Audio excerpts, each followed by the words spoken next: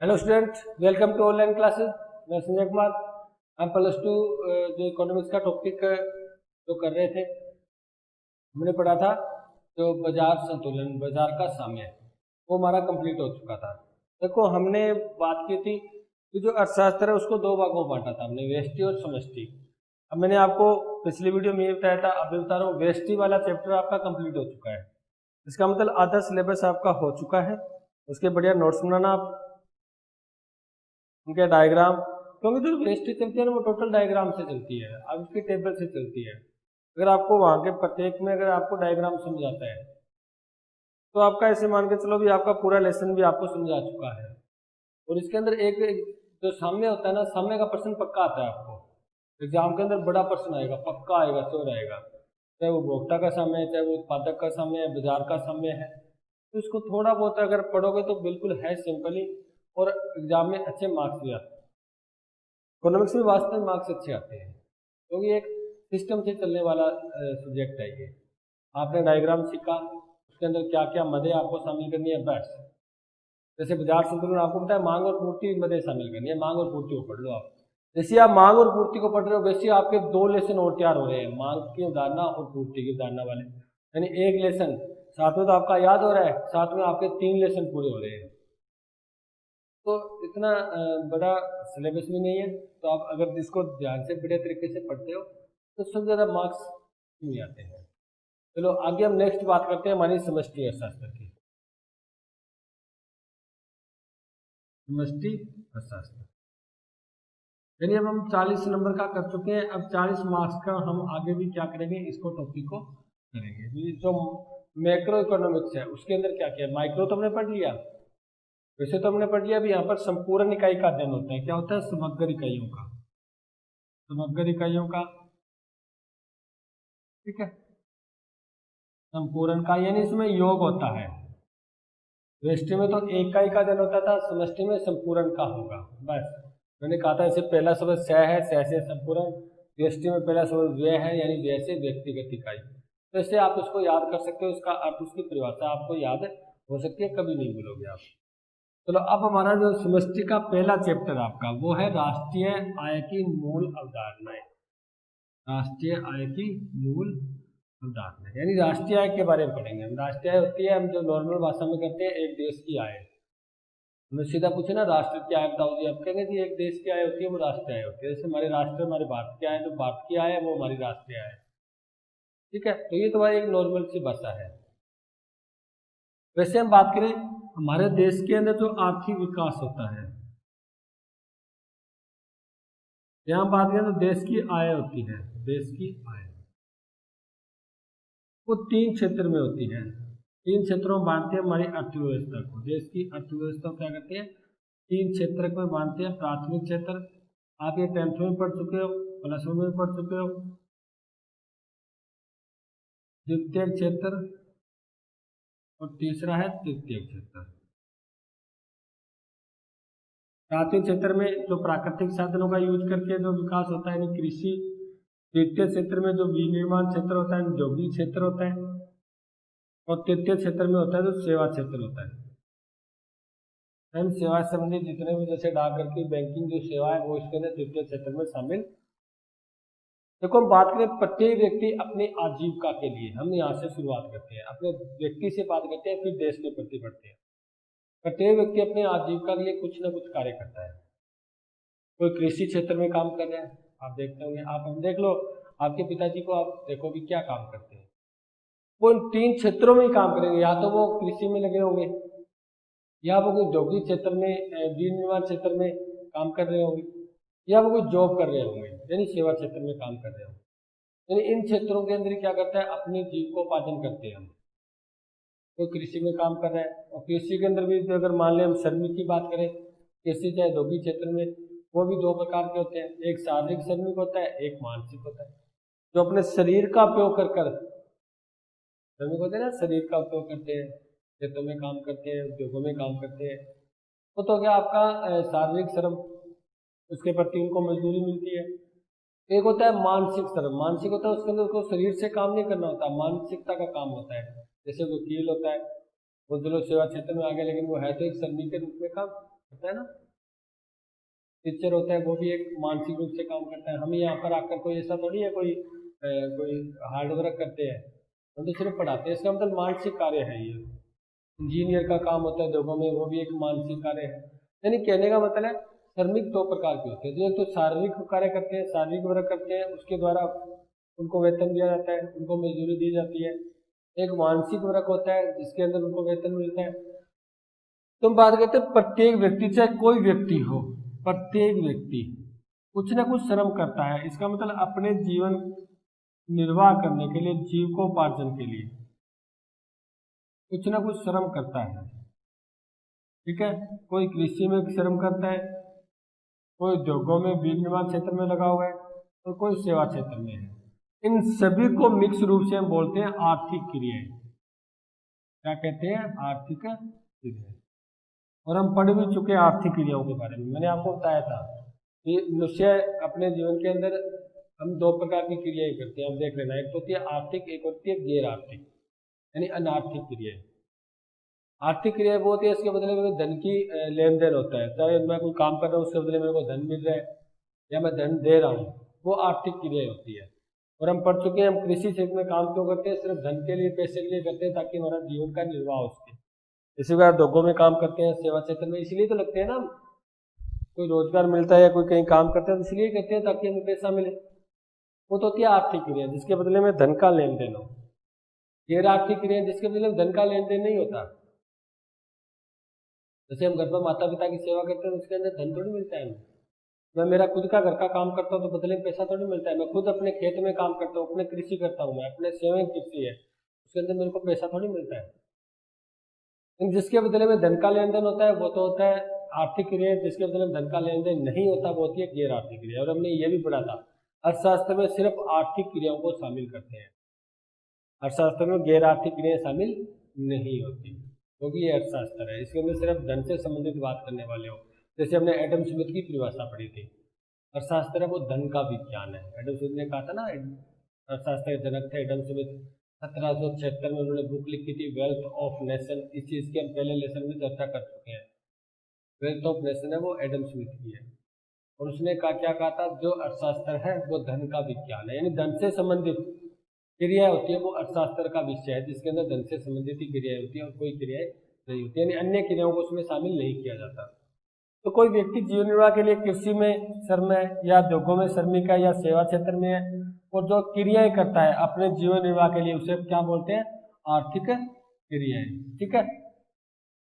और राष्ट्रीय के बारे में चर्चा कर चुके हैं हम। राष्ट्रीय हम नॉर्मल भाषा में कहें, अपनी लैंग्वेज में कहें तो क्या होता है? एक देश की आय, एक देश की। और राष्ट्रीय आय होती है वो एक प्रवाह के रूप में होती है। किसके रूप में होती है? प्रवाह। अब सर को आप कहोगे सर ये प्रवाह क्या होता है? हम इसके बारे में थोड़ा इकट्ठे अध्ययन कर लेते हैं। ठीक है, फिर पढ़ते हैं। सबसे पहले हम शब्द को समझते हैं ताकि आगे हमें दिक्कत ना हो। अगर आपको प्रश्न आए राष्ट्रीय आय एक प्रवाह के रूप में होती है, ठीक है, कैसे होती है ये आपसे पूछे, प्रवाह क्या होता है? ठीक, तो उसके अंदर दो स्थिति आती है, एक तो आती है स्टॉक व प्रवाह। इन दोनों की बात करते हैं। कुछ आपके बुक के अंदर उदाहरण एग्जाम्पल भी दिया है, वो भी करेंगे हम। स्टॉक और प्रवाह क्या होता है? मैं इसको अगर एक छोटी सी बात में लूँ, आपको एक सिंपल सी बात में बात करें, इसको हम चर्चा करें, तो मैं कह सकता हूँ एक निश्चित बिंदु, एक निश्चित बिंदु, जब मैं एक निश्चित बिंदु की बात करूंगा उसे तो कहेंगे स्टॉक। अब क्या निश्चित बिंदु है वो करेंगे, एक बार मैं छोटी छोटी वैसे आपको नॉर्मल सी बात बता रहा हूँ। एक निश्चित बिंदु की बात करेंगे, जैसे निश्चित तारीख में को 1 जुलाई, 1 जनवरी,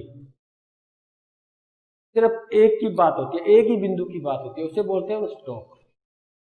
जब हम पूरी समयावधि की बात करेंगे,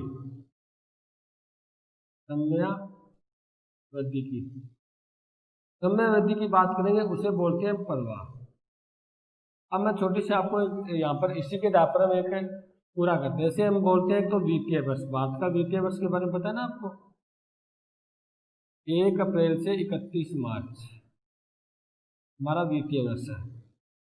यानी 31 मार्च को समाप्त हो जाता है और अप्रैल से फिर आगे वित्तीय वर्ष शुरू हो जाता है। अब यहाँ पर देखो 1 अप्रैल और 31 मार्च ये एक ही बिंदु को बता रहे हैं। 1 अप्रैल को हमारे पास कितना पैसा था और 31 मार्च को हमारे पास कितना धन है, ये एक ही तारीख को बता रहे हैं ना। तो ये तो है स्टॉक और ये भी है स्टॉक, लेकिन इस पूरी समय अवधि में नहीं, 1 वर्ष के दौरान जो भी पैसा आया और गया, क्योंकि जो भी बजट बनता है ना वो स्टार्टिंग में बना दिया जाता है, उसके बाद पूरे साल पैसा का प्रवाह तो होता है ना, कभी जनता का पैसा आ रहा है, कभी हम खर्च कर रहे हैं, यानी पूरे वर्ष के दौरान जो पैसा का आया और गया, आप सीधा लिख लो आया और गया, उसे बोलते हैं प्रवाह। ध्यान रखना, क्या बोलते हैं?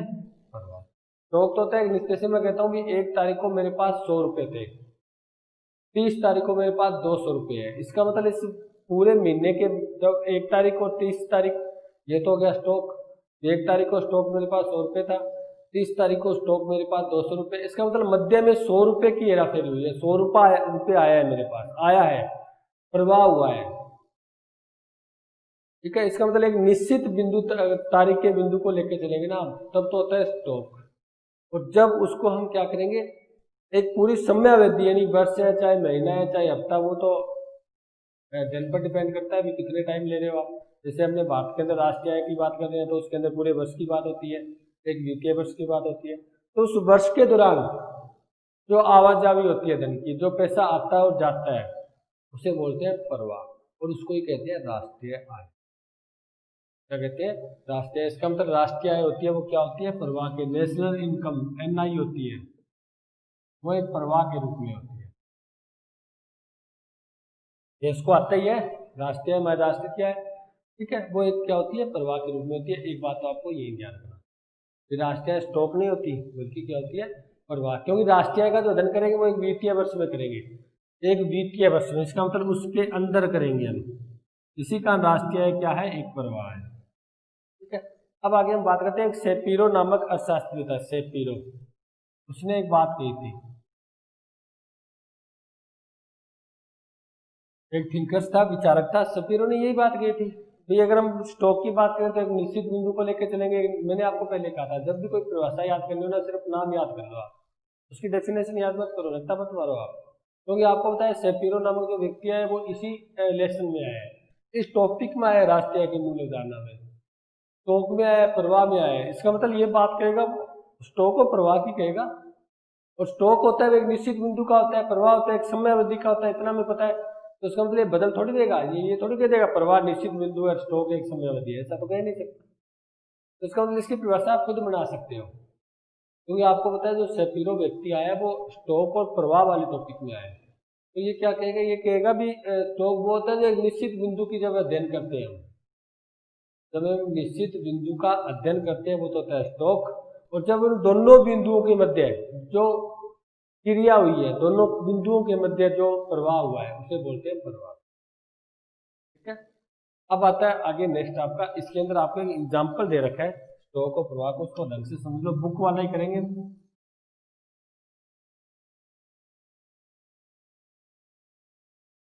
उन्होंने कहा है, माना किसी वर्ष की 1 जुलाई को, कोई वर्ष है उसमें 1 जुलाई को एक बांध था, एक डैम था, उसमें 20 फीट पानी था, एक बांध में कितना पानी था? 20 फीट पानी था। दान कर रहे हैं अभी हम, स्टॉक को प्रवाह समझ लेना। 1 जुलाई को 20 फीट पानी था, उसके बाद कहता है बरसात के कारण 3 महीनों में बढ़कर 40 फीट हो गया, 3 महीनों में बढ़कर कितना हो गया? 40 फीट, क्योंकि बारिश अच्छी आई थी, बारिश के कारण, यानी इसके अंदर पानी बढ़ गया। पहले भी इसमें 20 फीट पानी था 1 जुलाई को, 3 महीनों में 40 फीट हो गया, यानी 20 फीट बढ़ गया। पूरे वर्ष भर में पीने, खेती और उद्योग धंधों में, यानी अब हमने क्या किया, बांध का निर्माण इसलिए तो होता है पीने के लिए, सिंचाई के लिए, इसका यूज किया जा सके, उद्योगों के लिए, यानी हम किसी चीज का स्टॉक पैसा हमारे पास क्यों रखते हैं, ताकि उसका उपयोग करें हम। इसी प्रकार बांध में क्या होता है, पानी का स्टॉक रखा जाता है ताकि उसको सिंचाई के रूप में यूज किया जा सके, उसको पीने के लिए पेयजल के रूप में यूज किया जा सके, उसको उद्योगों में उसका उपयोग किया जा सके। ठीक है, तो मान लेते हैं पीने, खेती व उद्योग धंधों में पानी की खपत होने के कारण अगले वर्ष के 30 जून को इसमें खपत हुई और इसके अंदर इसका उपयोग हुआ, तो अगले वर्ष 30 जून को, यानी जून फिर जुलाई, यानी पूरा एक वर्ष हो गया ना, 1 जुलाई से 30 जून कितना हो गया, एक वर्ष हो गया। 30 जून को पानी का स्तर 25 फीट रह जाता है। पानी का जो स्तर है बांध में वो कितना रह जाता है, 25 फुट रह जाता है। सबसे पहले इसको समझाओ। ये कहता है 1 जुलाई को 20 फीट पानी था बांध के अंदर, बारिश होने के कारण ये 40 फीट पानी हो गया इसमें, यानी 20 फुट की बढ़ोतरी होगी। ठीक है, 3 महीनों में। बाकी इनका उपयोग करने के बाद, चाहे वो पीने में है, खेती में है, सिंचाई के लिए, उद्योगों में है, यानी उसका उपयोग करने के बाद 30 जून को जब उसमें बांध में पानी देखा गया तो 25 फुट पानी था। 30 जून में जो पानी देखा गया था वो कितना था, 25 फुट का पानी था। आगे वो क्या कहता है, इस ध्यान की 3 बातें महत्वपूर्ण है। एक तो जुलाई को शुरू में पानी का स्तर कितना था, 20 फीट। दूसरी बात कहता है वर्ष में 3 माह में आवक कितनी हुई, आवक यानी आना, 3 माह में आवक कितनी हुई पानी की, 20 फुट, क्योंकि 20 पहले था, 3 महीनों के बाद 40 हो गया, इसका मतलब 20 प्लस हो गया तभी 40 हुआ है ना। तो आवक यानी पानी कितना आया, 20 फीट आ गया। उसके बाद नेक्स्ट क्या कहता है, जावक, जावक यानी उसका उपयोग करना, जावक यानी जाना, आवक यानी आना। पानी आया कितना, 20 फीट, गया कितना, यूज कितना हुआ, देखो 40 था, रह कितने गया, 25, तो 40 में 25 गया, कितने का हुआ, 15 का उपयोग हुआ, यानी 15 फीट क्या होगी, हमने उसका उपयोग कर दिया पानी का। हाँ समझ रहे ना, 3 बातें समझ गए। एक तो 1 जुलाई को कितना था, 20 फीट पानी था। आवक यानी पानी आया कितना, 20 फीट और आ गया, यानी 40 फीट हो गया। और जावक यानी यूज कितना हुआ, 15 फीट का उपयोग हुआ। अब वो कहता है 30 जून को पानी का स्तर कितना है। अब बात करूं मैं 30 जून को, 25 फुट। अब इतना हमने एग्जाम्पल में बातें सीख ली कि 1 जुलाई को था 20 फीट, आया कितना 3 महीनों में, 20 फीट, यानी टोटल कितना हो गया, 40 फीट। जावक यानी गया कितना, यूज कितना हुआ, 15 फीट। तो 30 जून को कितना बचा, 25 फीट। 25 फुट क्या हो गया, पानी बच चुका है। अब इसको हम क्या करते हैं, स्टॉक और प्रवाह में ले लेते हैं। इसको मैं साफ कर देता हूं यहां से। अब बताओ इसमें स्टॉक कौन सा है, प्रवाह कौन सा है, ये मेरे को बताओ आप। अगर मैं बात करूं इसमें से स्टॉक कौन सा है और प्रवाह कौन सा है।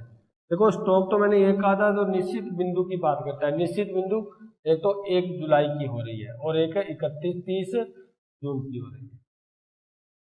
ये तो मध्य में तो पूरे वर्ष के दौरान आवक और जावक हुई थी, पानी आ रहा था, कभी बारिश ज्यादा होगी तो पानी आ गया, उसके बाद उसका उपयोग किया तो पानी चला गया, उसकी खपत हो चुकी है। इसका मतलब हम स्टॉक की बात करें तो 1 जुलाई और 30 जून, इसका मतलब 1 जुलाई को कितना था, 20 फुट पानी, 30 जून को कितना था, 25 फुट पानी। बस ये स्टॉक है, क्योंकि एक बिंदु की बात हो रही है, ये एक ही दिन की, एक ही तारीख की बात हो रही है। इसका मतलब जब हमने वर्ष शुरू किया था उस समय बाद में 20 फीट पानी था, यानी स्टॉक था हमारे पास इतना, और जब वर्ष खत्म हुआ था 30 जून को, उस समय जो हमारे पास स्टॉक बचा था वो कितना बचा था, 25 फीट का स्टॉक बचा था। अब मध्य में क्या हुआ था, मध्य में 20 फीट पानी आया था और 15 गया था, ये प्रवाह है। यानी आवक कितनी थी, 20 फीट की, और जावक कितनी थी, यानी यूज कितना हुआ था। आवक जावक समझिए ना, आवक यानी पानी आना, जावक यानी जाना, कितना हुआ था, 15 फीट का। ये क्या है, ये प्रवाह है और ये स्टॉक है। मेरी बात बस सिंपल ही है। यानी जो आप एक निश्चित बिंदु की बात करते हो, एक तारीख की बात करते हो, वो तो होता है स्टॉक, और उन 2 तारीखों में मध्य जो आना और जाना होता है, कभी पानी आ रहा है, कभी इसी प्रकार इनकम पैसा आय आ रही है, उसको खर्च। देखो एक तो एक ऐसे हमने वित्तीय वर्ष बताया था आपको 1 अप्रैल से 31 मार्च तक होता है, ठीक है। 1 अप्रैल के पास हमारे पास कितना पैसा था, 31 मार्च को कितना है, पूरे वर्ष के दौरान कितना पैसा आया सरकार के पास और कितना पैसा सरकार ने खर्च किया, वो तो हो गया प्रवाह। और जब 1 तारीख की 2 तारीख यानी 1 अप्रैल और 31 मार्च की बात हो रही है, वो हो गया स्टॉक, ठीक है। इसी प्रकार इसने बांध का उदाहरण देकर आपको समझा दिया। ये 1 जुलाई को 20 फीट पानी था, 30 जून को 25 रहा, इसका मतलब ये तो है स्टॉक, यानी 1 तारीख की बात हो रही है। यहाँ पर पूरी वर्ष की बात हो रही है, अभी 1 जुलाई से 30 जून तक के मध्य 20 फीट पानी आया और 15 फीट पानी गया, इसका मतलब आया और गया, ये क्या है, प्रवाह, ये क्या है, प्रवाह। वैसे इसके अंदर ये लिखा है, ठीक है। तो इसका मतलब शुद्ध आवक कितनी हुई, शुद्ध आवक मतलब एक और इसके अंदर दे रखा है शुद्ध आवक, यानी शुद्ध रूप से कितना। देखो 1 जुलाई को कितना था 20, 30 को कितना था 5, 25, तो कितनी की बढ़ोतरी हुई 5 की। आप ये भी कह सकते हो शुद्ध आवक, यानी शुद्ध आवक होती है कुल आवक माइनस कुल जावक। इसका मतलब कुल आया कितना 20, कुल खर्च कितना हुआ 15, बचा कितना हमारे पास 5 फीट पानी एक्स्ट्रा बच चुका, ये होता है शुद्ध आवक। तो देखो मैं मान लेता हूँ शुद्ध इनकम कितनी हुई मेरे को, मैं कहता हूँ 20 रुपये तो मेरे पास आए थे जी, तो 15 रुपये मेरे से खर्च हो गए, इसका मतलब शुद्ध इनकम तो 5 रुपये हुई ना, 20 रुपये थोड़ी है, उसमें से 15 तो मैं खर्च ही कर चुका हूँ। यही बात है, 20 फीट पानी आया था लेकिन 15 फीट तो खर्च ही हो चुका है, तो पूरे इस समय अवधि के दौरान कितनी शुद्ध आवक थी, 5 फीट शुद्ध आवक थी, बाकी जो 15 था वो क्या हो चुका है, खर्च हो चुका था, ठीक है। उसके बाद हम नेक्स्ट पढ़ते हैं बस। और यही प्रवाह होता है, वो क्या होता है, राष्ट्रीय आय को बताता है। कैसे बताता है, इसकी हम थोड़ी बहुत चर्चा कर लेते हैं।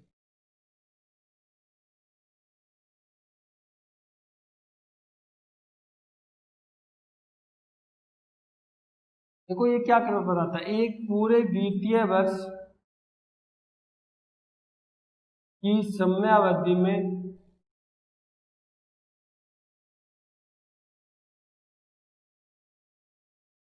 जो भी आय हुई, जो भी खर्च हुआ, यानी जो भी आवक हुई, जो भी जावक हुई, इसकी बात करता है राष्ट्रीय आय। कौन करती है, नेशनल इनकम एनआई करती है, ठीक है। राष्ट्रीय आय बताती है भी एक वित्तीय वर्ष के दौरान कितना पैसा सरकार के पास आया, देश के पास कितनी इनकम हुई, कितनी आय हुई, और उसका कितना जनता पर खर्च किया गया। जनता सरकार करती है ना, टैक्स वगैरह लगाकर इनकम लेती आय करती है, उसके बाद उसको सड़कें बनाकर लोगों को जैसे रोजगार देकर, जैसे नरेगा वगैरह चला रखी है, उसके बाद उनको गरीबों को भी वो देती है सस्ते में गेहूं देकर, यानी सरकार खर्चा तो करती है ना। तो इस पूरे वर्ष के दौरान सरकार के पास जो इनकम आई, जो आय आई, और जो जितना खर्च हुआ, जितनी आवक थी और उतनी जावक थी, वो पूरी वित्तीय वर्ष के दौरान जो आवक जावक थी उसको बोलते हैं हम राष्ट्रीय। इसी कारण राष्ट्रीय क्या होती है, एक प्रवाह के रूप में होती है, क्योंकि मैंने आपको वित्तीय वर्ष बताया था अभी 1 अप्रैल से 31 मार्च, यानी 1 अप्रैल को शुरू होता है, 31 मार्च को समाप्त होता है। तो जो 1 अप्रैल और 31, यानी जब ये वर्ष शुरू हुआ था, मान लेते हैं सरकार के पास 1 लाख रुपए था, और जब ये खत्म हुआ था तब मान लेते हैं 1,10,000 रुपए थे, ठीक है। ये तो स्टॉक है एक, और ये भी स्टॉक है, लेकिन इस पूरे वर्ष के दौरान कितने 10,000 रुपए सरकार के पास बढ़ गए थे, आ गए थे, यानी इसके ये भी 10,000 कैसे बचे थे, मान लेते हैं शुद्ध क्या था, जैसे शुद्ध आवक थी, ठीक है। शुद्ध पैसा कितना आया, 20 वर्ष के दौरान बहुत सा पैसा आया था, बहुत सा पैसा खर्च हुआ था, जैसे मान लेते हैं 20,000 रुपये आ गए इस पूरे वर्ष के दौरान, 10,000 रुपये खर्च हो गए, तो कितने बचे 10,000, ये होती है शुद्ध आवक, यानी शुद्ध आय, ठीक है। यानी ये पूरे का पूरा 20,000 रुपये आए, 10,000 खर्च हुए, ये जो पूरी प्रक्रिया है वो कहलाती है प्रवाह, और प्रवाह क्या होती है, राष्ट्रीय आय। अब इससे संबंधित आपका बहुत ही बढ़िया प्रश्न आने वाला है, जिसे हम बोलते हैं आय का वर्तुलाकार प्रभाव या चक्राकार प्रभाव, ठीक है। इसकी बात करते हैं, बहुत ही बढ़िया प्रश्न है। और पक्का प्रश्न आता है इसका आपके एग्जाम के अंदर। प्रवाह को पढ़ते हैं सिर्फ, क्योंकि हम ये तो हमारी बात क्लियर होगी क्योंकि लेसन का नाम ही क्या है, राष्ट्रीय है। और ये तो बात यहाँ पर क्लियर होगी कि राष्ट्रीय होती है वो क्या होती है, प्रवाह के रूप में होती है। इसकी इतनी बात को क्लियर करने के लिए हमने जो ये स्टॉक और प्रवाह की बात कही थी, इतनी हमने जो टॉपिक पढ़े थे, ठीक है। अब आता है आपका चक्राकार प्रवाह है।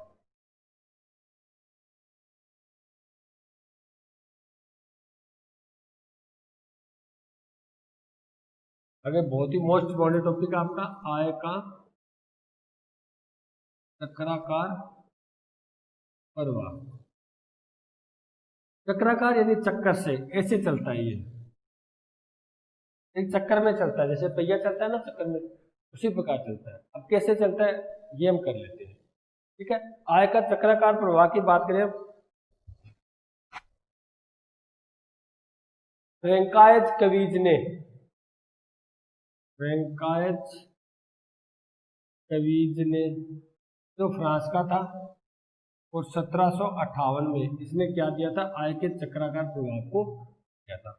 इसने क्या कहा था, सबसे पहले हम आय के चक्राकार प्रभाव को करने से पहले इसके बारे में थोड़ी चर्चा कर लेते हैं। देखो ये क्या कहता है, आय का चक्रा क्या कहता है भी, जो आय होती है देश के अंदर वो एक चक्कर में चलती है, चक्कर में चलती है। जैसे हम छोटा सा एग्जाम्पल लें, मान लेते हैं ए कोई फर्म है, बी कोई व्यक्ति है, वो कहता है ये आय कभी इसके पास चली जाती है, कभी इसके पास चली जाती है, कभी इसके पास चली जाती है, कभी इसके पास। ये तो चलता है हमारे देश के अंदर, है ना। कई बार मेरा एक दोस्त था, वो यही कहते थे भी आप पैसे, दुनिया गोल है, ठीक है, आप पैसे के ऊपर अपना नाम लिख दो, ऐसी सोच थी हमारी।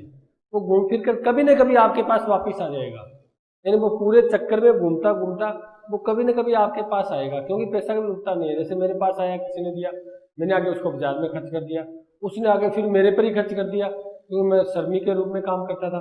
यानी पैसा चलता रहता है, एक चक्कर में चलता रहता है पैसा, कभी उसके पास, कभी उसके पास, कभी उसके पास, कभी उसके पास। यही आय का क्या था, चक्राकार प्रवाह था। यानी ऐसे चक्कर में कभी इसके पास, कभी इसके पास, कभी इसके पास, ये ऐसे चक्कर में चलता रहता है। इसी कारण इसको बोलते हैं आय का चक्राकार प्रवाह, ठीक है। अब इसकी एक कोई शर्त है, वो बात कर लेते हैं। ये कहते हैं अर्थव्यवस्था दो प्रकार की होती है, पहले उसकी चर्चा करते हैं। एक तो होती है खुली अर्थव्यवस्था,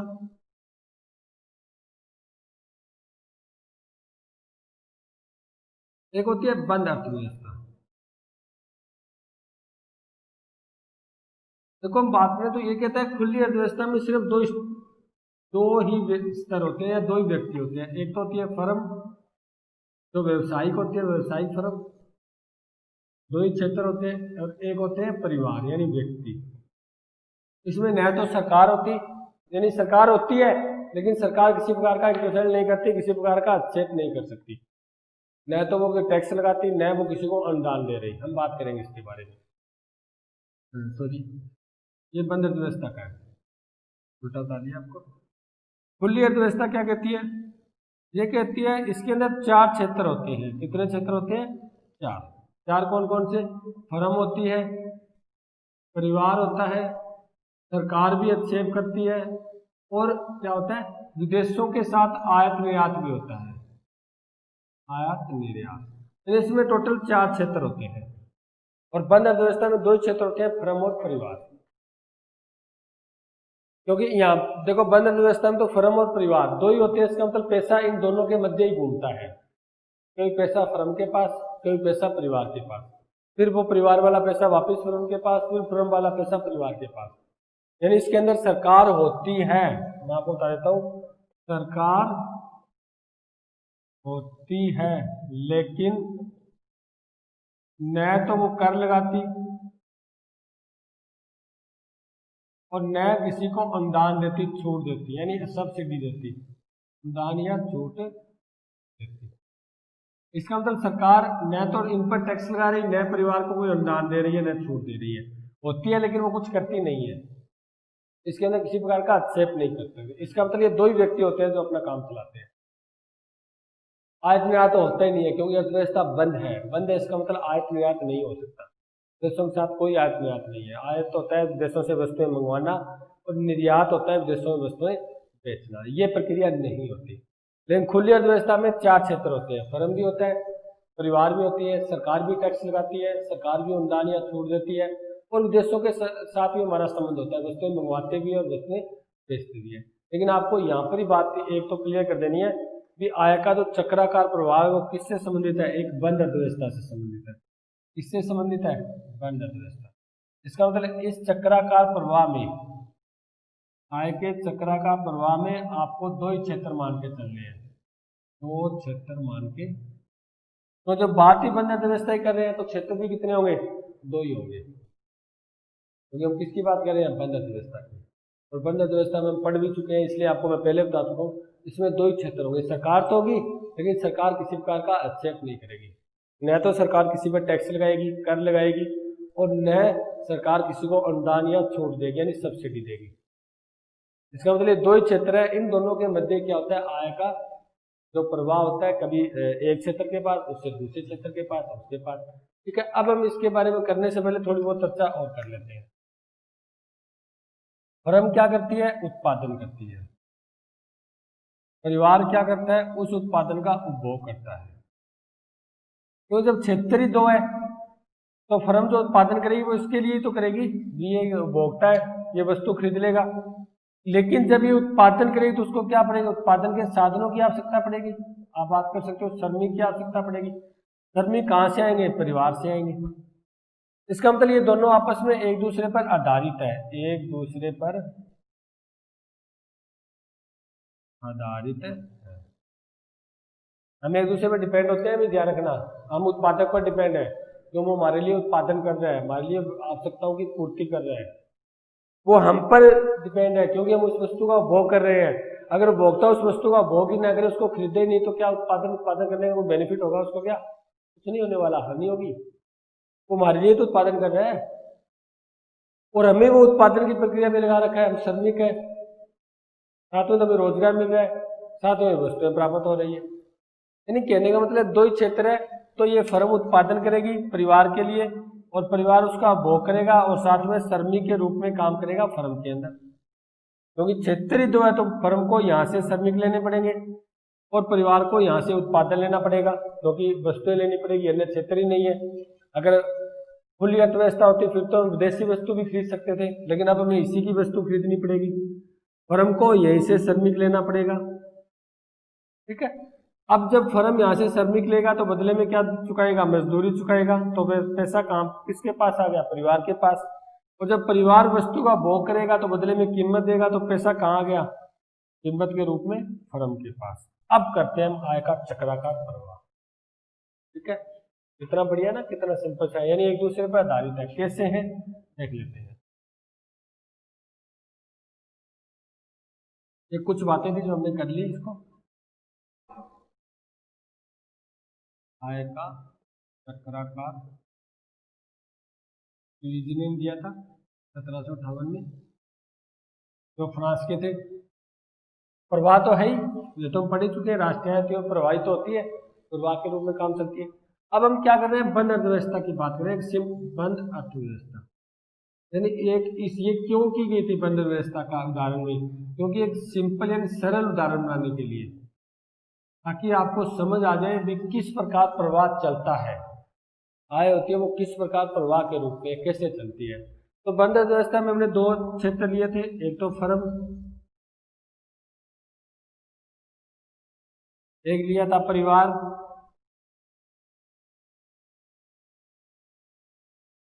ये आपको लिखना है कि बंद अर्थव्यवस्था, इसके अंदर हम 2 ही क्षेत्र मान के चलेंगे, एक तो फर्म और एक परिवार। फर्म क्या करती है, उत्पादन, परिवार क्या करता है, उपभोग। अब फर्म जब उत्पादन करेगी तो परिवार से क्या लेगी, श्रमिक, यानी साधन कहाँ से आएंगे, परिवार से तो आएंगे ना। और जब ये साधन परिवार से आएंगे तो बदले में श्रमिक जो फर्म है उसको क्या चुकाएगी, मजदूरी।